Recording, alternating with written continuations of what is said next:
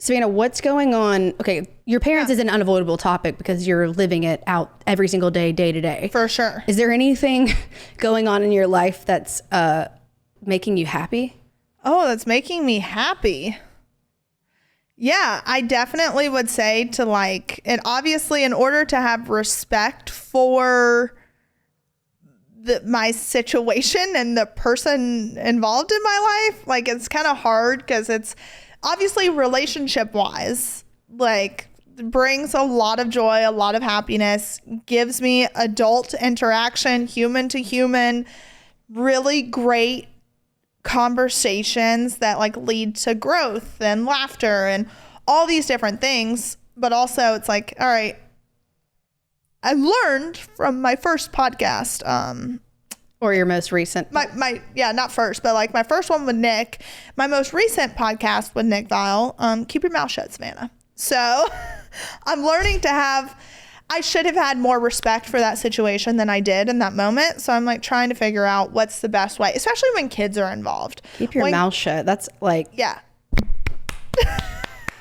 Yes. I've been waiting on this moment. Aaron is so excited.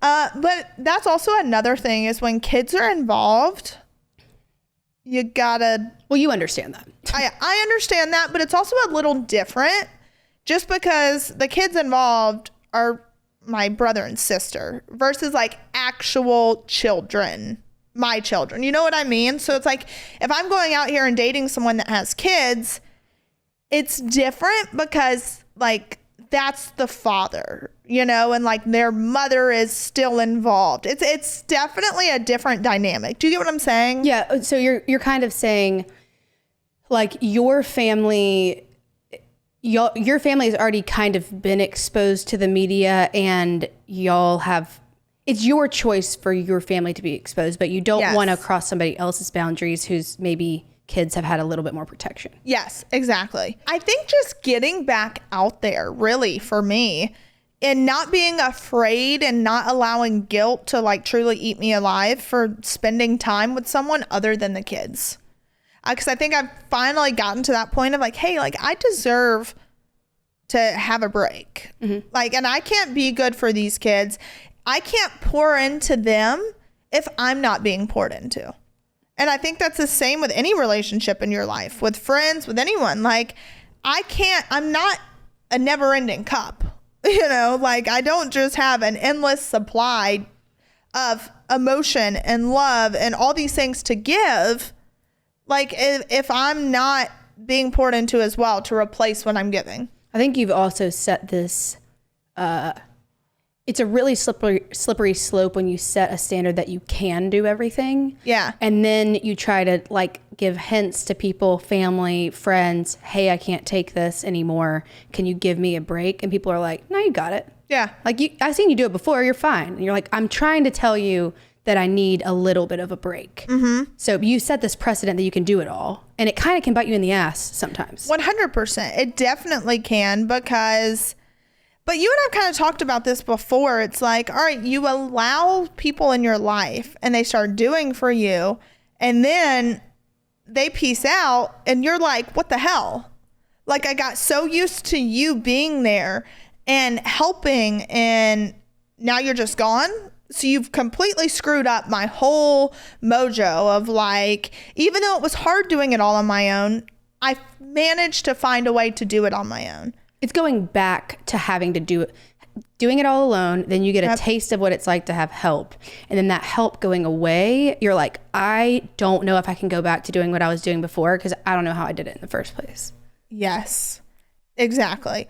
So I think that's also the hard part. And even now, it's like I do find it hard to be all in with someone because I'm so afraid of allowing someone in to hurt me, you know? And that's the hard part is, all right, kind of like 1 foot in, 1 foot out.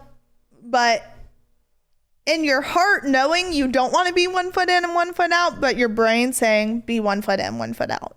What effect do you think what role do the kids play in you being 1 foot in and 1 foot out? Are you afraid they're going to get attached to people? Yes, for sure. Luckily, I will say, like,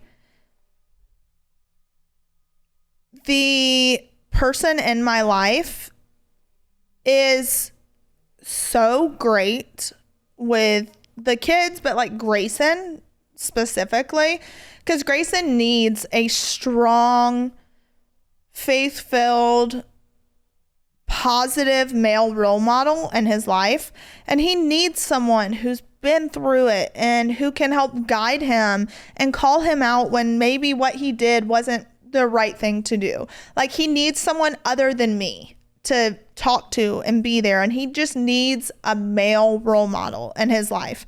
And so for that, I am so grateful. But then it's also, I have to think of the kids and think, whoa, I can't allow them to get too close to someone and then someone just up and leave again.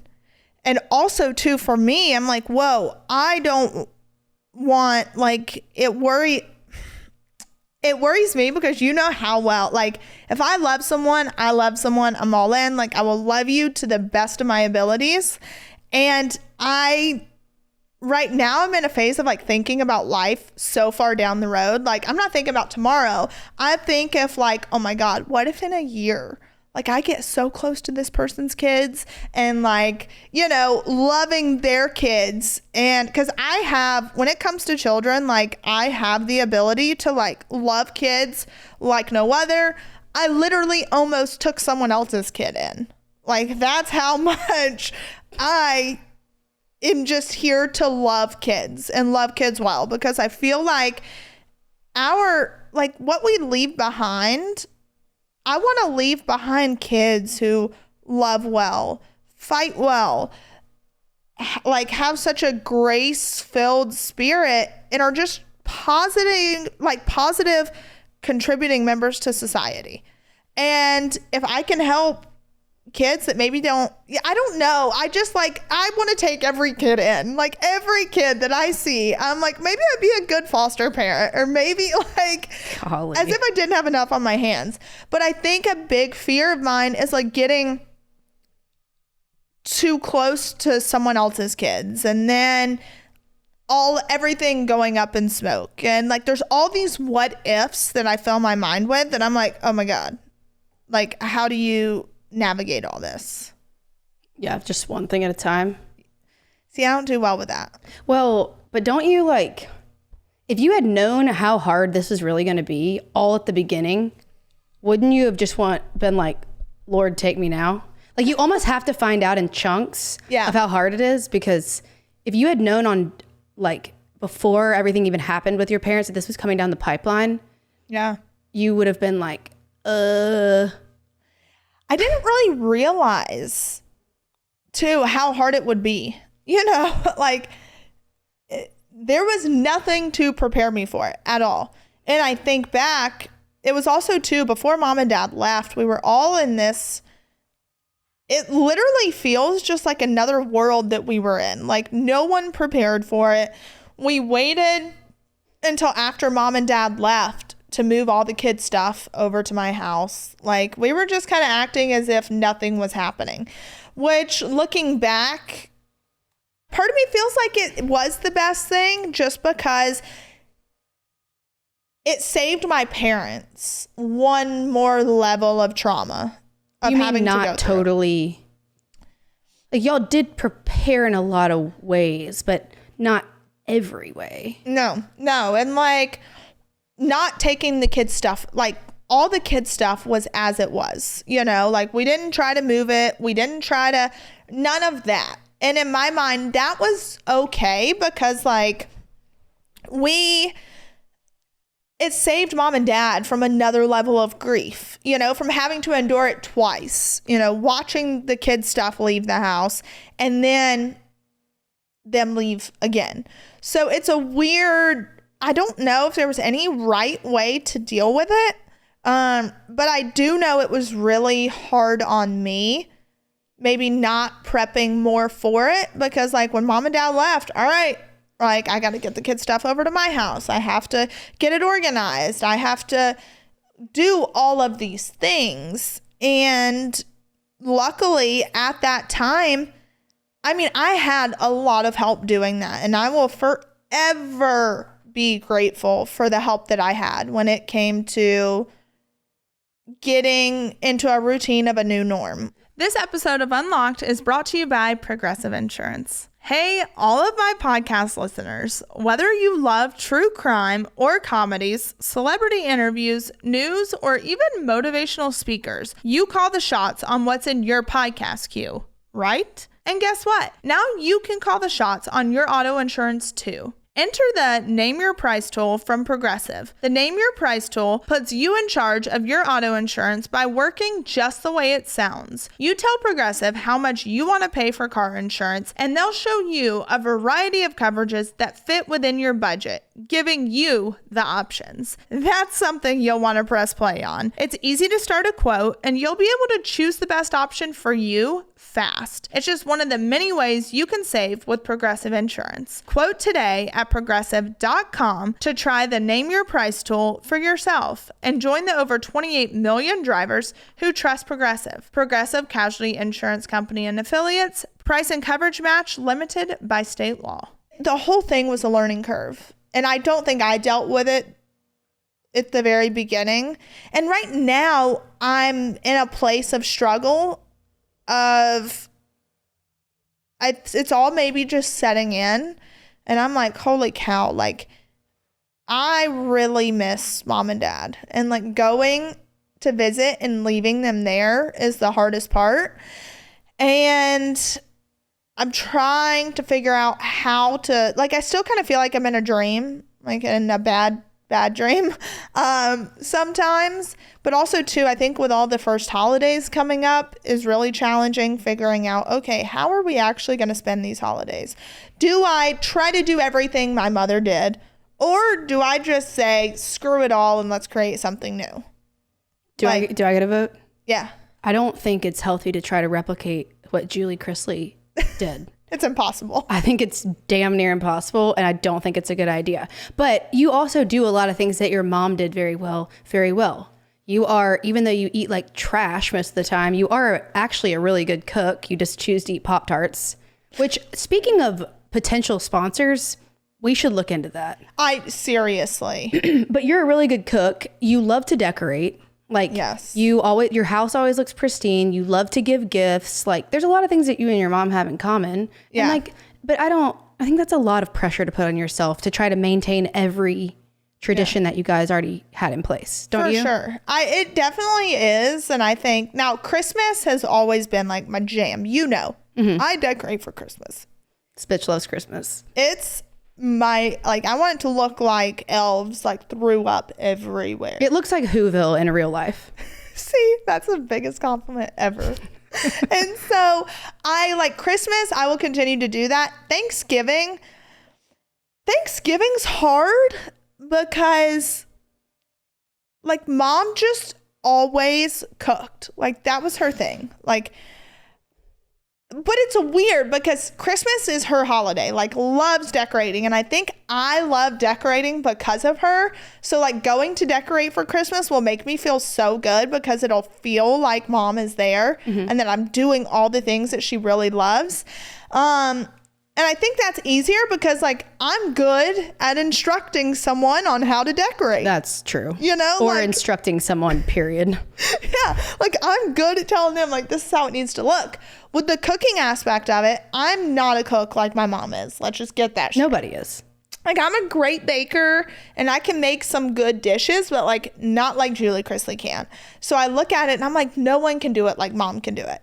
And also it was like, I know friends that like couldn't go home for Thanksgiving and mom's like, oh, just come over to our house. That's what I was just about to say, is that's one thing that you could absolutely carry over and it would still make it feel like that big family holiday. Like there's almost every, like even if Sean and I couldn't go home like early enough to like, I mean, most of the time we made holidays, but like sometimes we couldn't go home till Christmas Eve or something. Like y'all were always inviting us over. So I think that will definitely continue to like extend your holiday further. For sure. And invite your friends. Yeah, without a doubt. So that's the one thing that we will, it's all just so tough. But also I look at life and I'm like, okay, there's been some really great things to happen.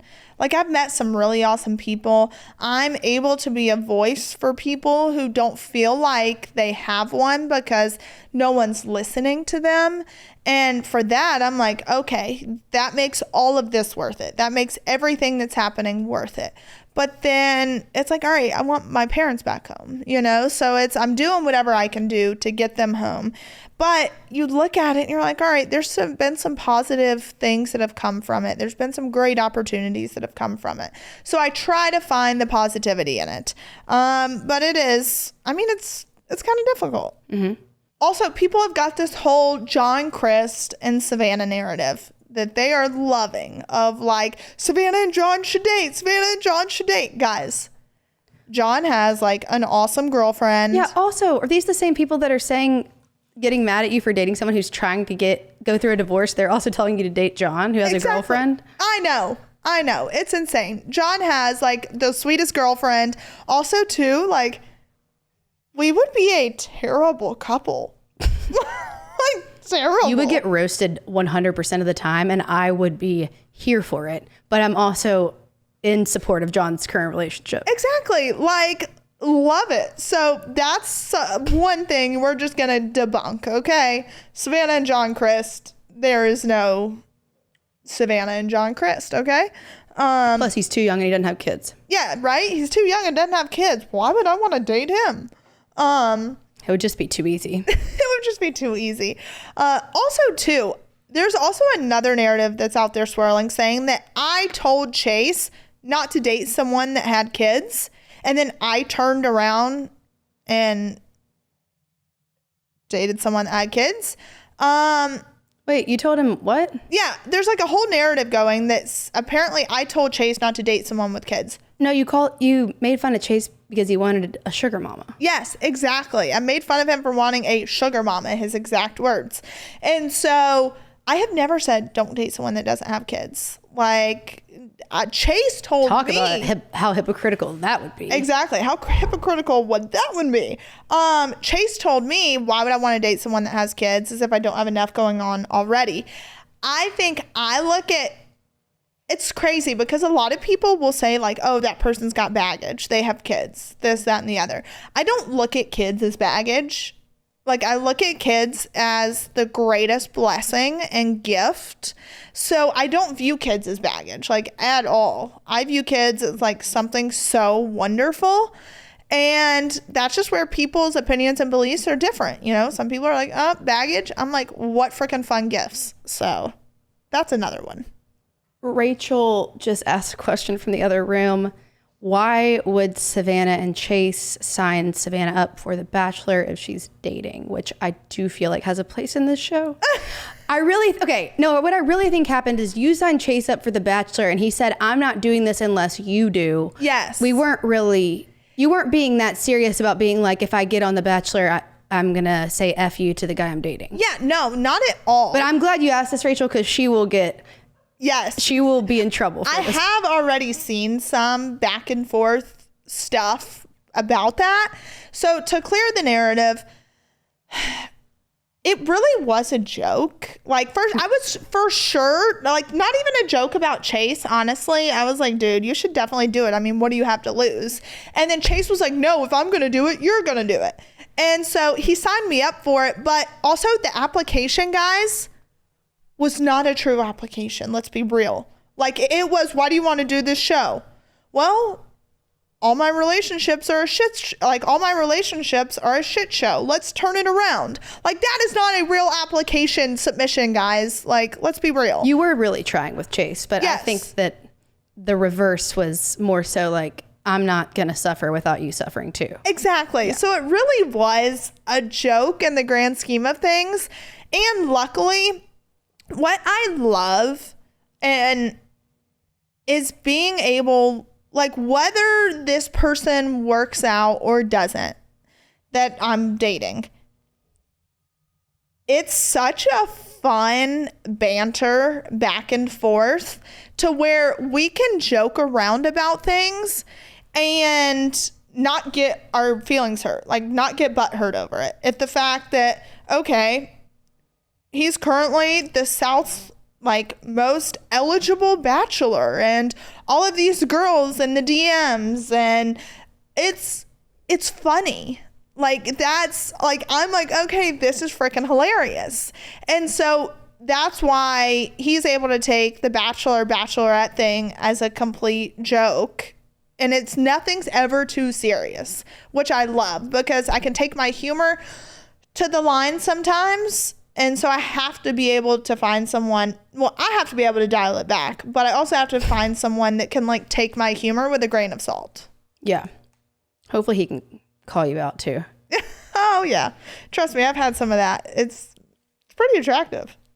Support for today's episode comes from Jenny Kane. Guys, I am stoked because a Jenny Kane store just opened only 10 minutes from my house, and I am absolutely obsessed. I've been in there multiple times already, and their clothes are to die for. Jenny Kane is a California brand through and through. I'm just obsessed with their cardigans, their pullovers, turtlenecks, their sweaters, just all of them. The fabric is so soft. It doesn't itch me, and it looks so cute. You can either dress it up, dress it down. They just have all of the perfect essential clothing items that you need in your closet. Just staple pieces that you can wear over and over and over again, but switch it up, make it casual, make it dressy.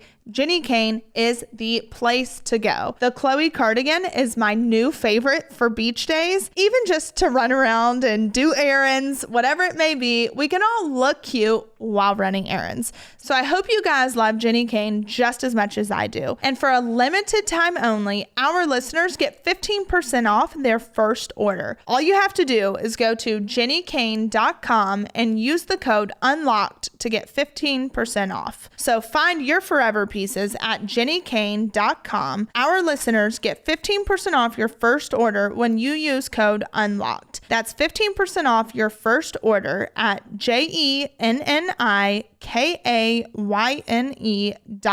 Promo code UNLOCKED. Let getting dressed be one less thing to worry about. Let's cut that sniffle out. I just did that. Sean has to do that often. I know. I don't know what's Leave wrong this with part me. in to hold you accountable. Sean thinks we've talked about this before. We're like, does she lean closer and sniff into the mic? Like, is she doing it on purpose? Okay, guys, I know people have commented on that, and I am sorry. I don't know if it's like a nervous sniff or what. Since we're on this topic, what other things does Savannah do that annoy all of us? This question is open to the entire staff. Oh, yes. All right, Aaron. I mean, we have to watch levels in our ears so that we don't go deaf, because sometimes I'm like, turn my volume down, because you get all over the place. That's not really your fault. You just get a little enthusiastic sometimes. Okay, I'm sorry about that. I call you out before because a lot of times you go, hey y'all, I'm so excited.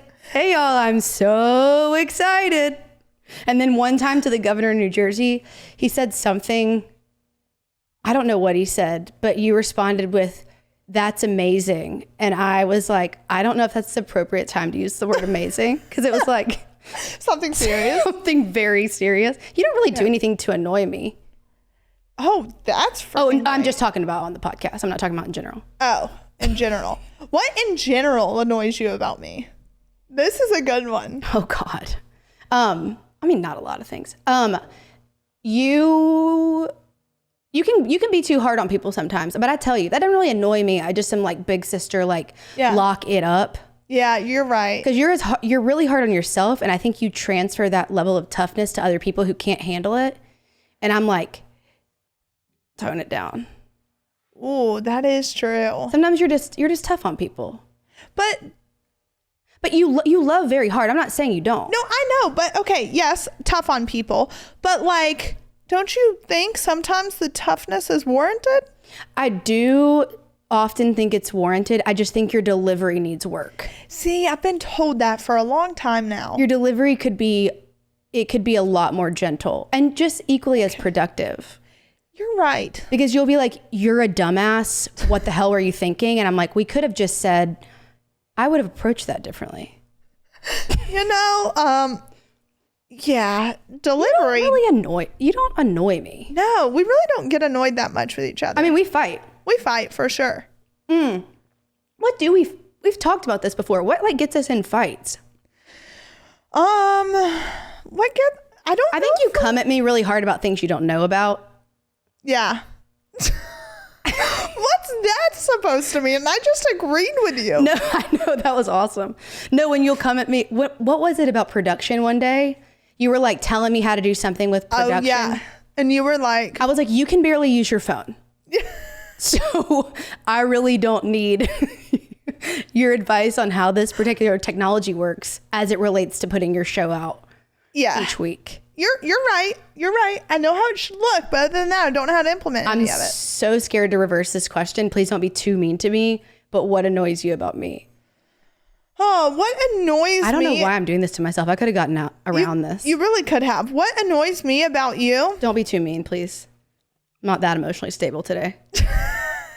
You know, I think what annoys me about you is probably the same thing that silently annoys you about me is sometimes you'll like wait till the last minute and you'll be like, Savannah, I need this today. And I'm like, oh, that's cool. I didn't have anything else going on today. Let me just go get it. That's happened a couple times. That's a trickle down effect though. Sometimes people don't tell me that they need it and I have to tell you, but that has happened. That's very true. That has happened. That's normally what happens though. And too, let's be real. I'm not great at like reading my emails sometimes. I was gonna. So maybe sometimes I do, but you miss it. Yeah. But I will give you credit for that. There have been times where I didn't know we needed something until the very last minute. And then I'm like, I don't care that you're propelling off a mountain on special forces. I'm going to need you to record a voiceover, which I understand why that would be relatively difficult. For sure. Without a doubt. Speaking 100%. of which, do you have any more? I'll give you your time. Oh, no, that's really, nothing really annoys me about you. I know, It's weird. I kind of feel the same. Yeah. Give it time. I'm going to start like paying attention. Do you want to, before we wrap, do you want to talk about special forces, who you met? What can you say about it? I mean, I can really say anything now because it will have aired by the time this comes out. Oh, yeah. Also, too, I've done a lot of press for it. Robert Horry, NBA guy, like Fab Four Lakers, freaking greatest human being in the world. Like, I just got to do press with him. He was my partner for press. I literally don't have a negative thing to say about him. What does a partner for press mean that people don't know? So like they partnered us up, like two people, and we all did all these interviews together. And so he's who I was partnered up with, and he's just freaking amazing. Just hearing other people's life stories. And he lost his daughter to cancer at like, I don't want to say 4 or 5 years old, maybe. And just to see how he dealt with that. And it's like you really look and you're like, you know, he lost his daughter to cancer and then he didn't tell anyone, but he lost his dad on the flight to New Zealand. His dad passed away while he was on the flight. Way? Yeah. And I thought it was on his way home, but he like lied to everyone. And that was his way of coping, which I don't even want to use the word lied because like that sounds so negative, but he just didn't want anyone to know and he wanted to get through the show. And he found out when he landed in New Zealand that his dad passed away. Jeez. And I didn't know the whole time. Like I didn't know until we were doing the press that was actually what happened. And I look at it and I'm like, holy cow. And I thought my life was bad. You know, like you look when someone loses someone so close to you, like he lost his daughter and at such a young age. And now he has lost his dad. And I look at it and I'm like, you know what? Like, at least I still get to speak to mine. That's a slippery slope, though. Because when you start trauma comparing, it can really make you get down on yourself for, like, being sad, having any sort of, like, we don't even call it self-pity, but, like... Well, it's not even, I think it's perspective for you and not guilt. Yes. It's all perspective for me. Like, there's no level of guilt because I feel that how I have felt, I'm entitled to feel and deal with my emotions however I deal with them. I think it just makes me a little more grateful for the situation, at the fact that like I still have my parents to talk to. I still have them to go and visit and hug.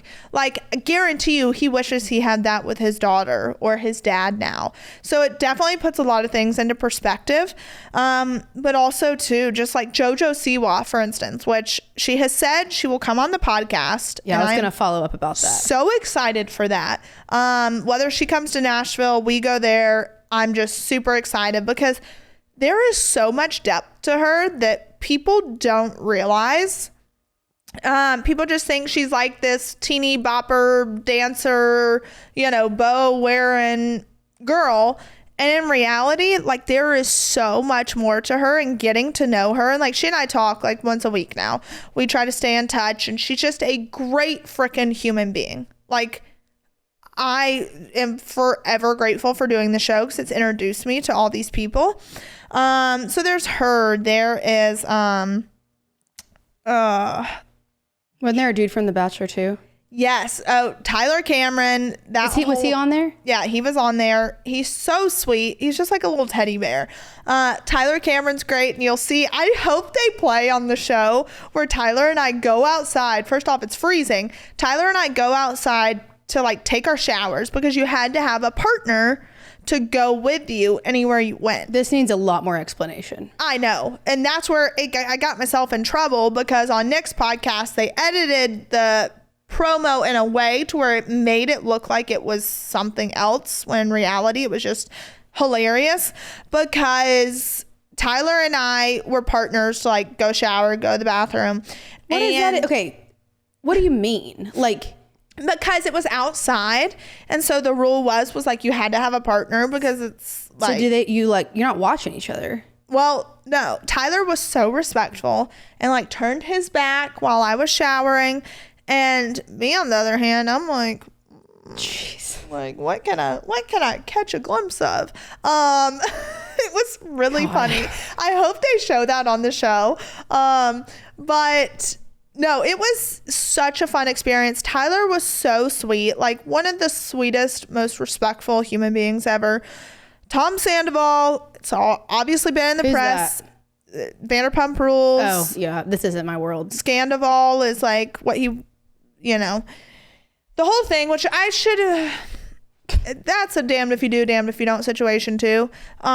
Is like he just got called out for hoeing around, and I was a little harsh on him, and I'm going to apologize for being so harsh on Tom. Everyone does shit like that in their personal lives, and everyone makes mistakes that aren't, and fortunately for them, it's not always publicized. Tom's got publicized. It became a whole thing. And I could have been a little bit more grace-filled with him on that, and, maybe not been so tough on him. So for that, I apologize, Tom. So the show itself was just freaking awesome. It was such a great experience. I can't wait for people to see everything that happens, because it's a show, let me tell you. And then, obviously we have our family show, which is going to be great.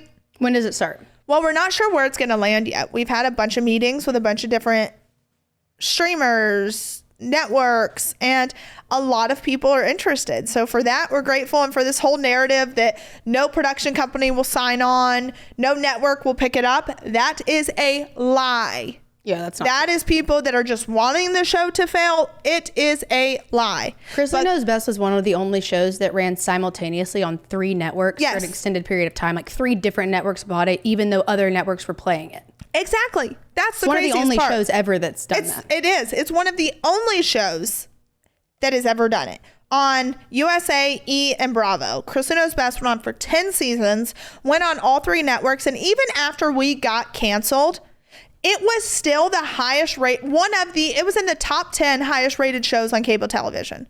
After USA had stopped doing advertising and promos and all these things, it was still one of the top 10 rated on cable television. You're yelling. So, sorry, I'm just really passionate, because that was 10 years of my life. And for people to try to tear it down and say all these negative things, I'm sorry, I'm just not going to stand by it. Do you think okay, so I know you don't know until the show gets sold off, because that's how it works. Like a production company grabs the show, creates a pilot, and they pitch that pilot. Most people don't know how this works, to different networks to see if you want to buy the show that they have already produced or are continuing to produce, whatever. Yes. And so then the network will be responsible for helping figure out when it airs. Yes. So do you think like 6 months? Honestly, right now, Hollywood is in such you don't know, a disaster because of the writer's strike. So no scripted shows are filming.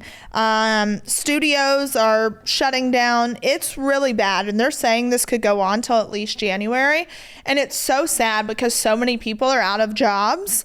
But while on one end, there's that, on another end, reality television booms in a time like this. Much script writing. Yeah, because you don't have writers. So reality television booms. So for that, you know, we could potentially sign with a network this month and be on TV within 6 months. Like, it's crazy how it works.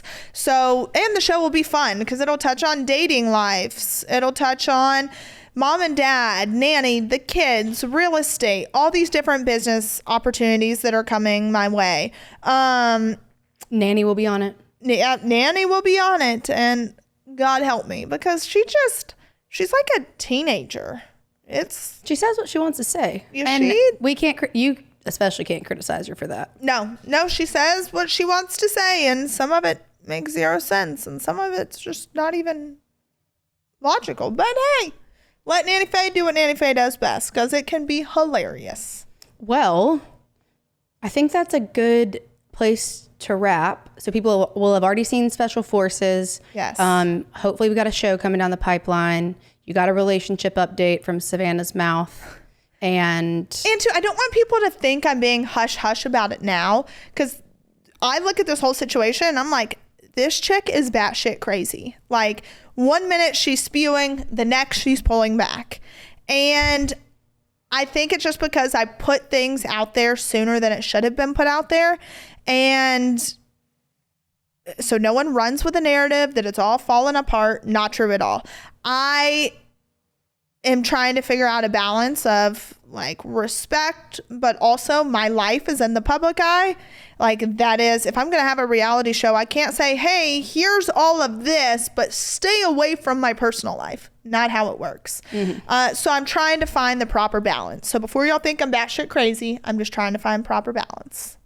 And then I think too, one of the next episodes, we're not sure how it's going to air, but Aaron and Tyler are going to be on, and we're really going to hit it full force, which I'm really excited about. Tyler is a gift. If anyone has not gotten to experience Tyler on social media, you are in for a treat, because he is hilarious, but also gives some of the best advice. Yes.